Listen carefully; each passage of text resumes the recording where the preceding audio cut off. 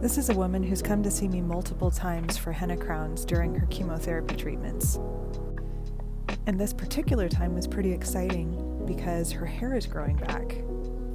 And in some of these clips, you can even see a little bit of peach fuzz. Anyway, so I'm pretty excited for her, even though it's been fun having her come in regularly for her henna crowns. She really likes more structured designs. And there's a certain layout I've done before that she especially liked. And so each time that she's come in, it's been a challenge to come up with something that still really carries the essence of that style, but isn't a duplication. And I really loved how this one turned out. I did something a little different this time. I combined the structured sections with some big botanicals. We were both so excited with how it turned out.